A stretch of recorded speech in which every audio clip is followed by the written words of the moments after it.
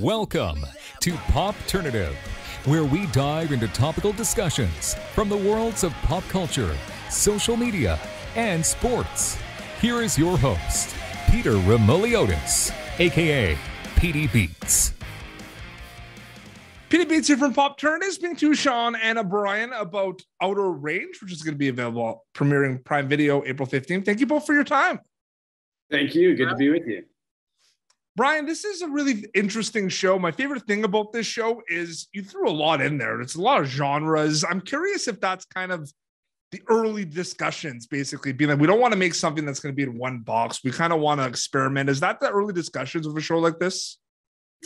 A little bit. I think it comes more from a personal place. You know, I grew up out west in Colorado, and to me, the West is a place that is equal parts strange and wondrous. And it's the kind of place where you can walk up to the edge of a tree line and stare into a forest and feel like you're looking into another world.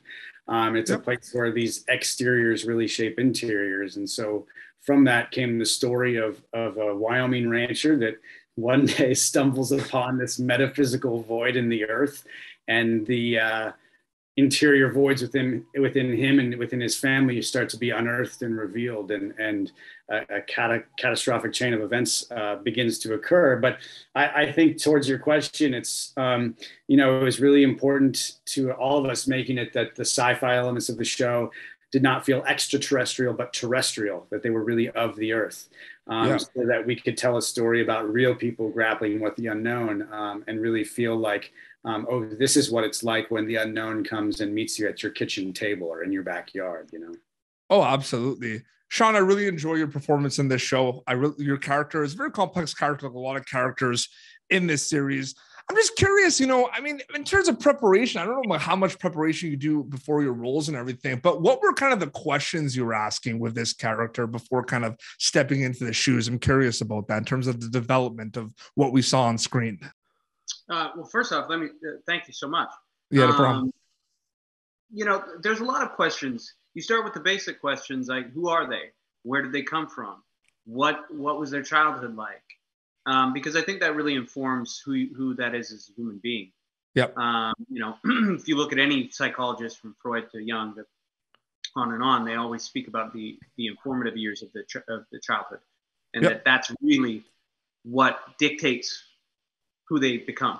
And so, for me, it was looking at his family.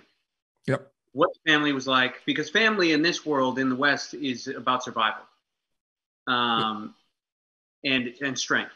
And so this is a family that would eat the weak. And so he has to be strong. He has to. It is a family of wolves. Yeah. During my research and my questions, I really went, he's been through a lot, and he's wanted to be the golden child, and it's always just out of his reach, and he can never quite get it. And what does that do to somebody? Yep. And then also having a fractured family early on, and where his mother is a source of comfort, and his father is very cold and about results.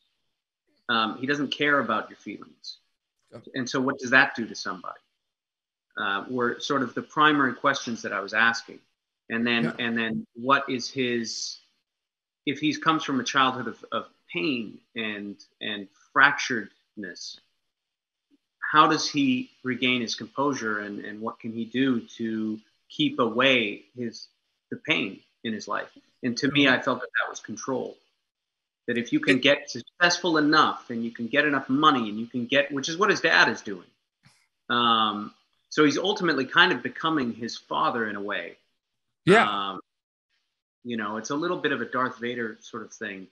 You just knocked that question out of the park. It's like you knew I was going to ask you that. No. Well, I mean, hopefully I did enough work, but it really is a credit to Brian's writing, because it's some of the best writing that I've seen, and certainly the best that I've worked on. Oh. And it's something that when you get that, you can't help yourself but to devour it, and but to excavate and excavate and excavate. 100%, absolutely. You can't help it. It's almost like you're an addict. So that's kind of what I meant.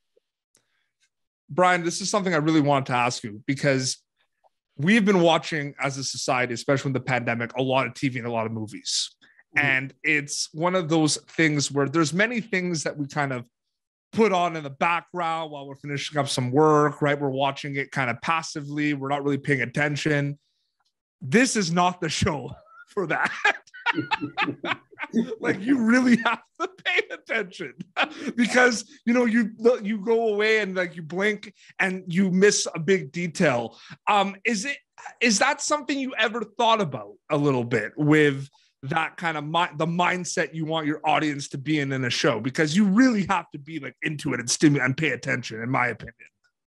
Oh, absolutely. I think we all were, you know, after making something that was arresting and as thrilling as possible. And I think, you know, there's a phrase that has sort of guided the show from the outset, which is this mantra, uphold the wonder, which was sort of like the thematic heart of the show, uphold the wonder. And then if we can keep people enthralled, we've done our jobs. Yep. But it's really, you know, to your point about the pandemic and how we've all been sort of consuming so much TV and film during this time, I think what the show is attempting to do or attempting to explore is the question of what happens when a disenchanted world stumbles upon enchantment, and, yes. and how do we live with that, and how do we embrace that or imagine a future in that same light. So hopefully the show touches on those things. But yeah, it's our hope that we're one of those shows that makes you lean forward on your couch and maybe even starts a conversation with whoever you're watching it with.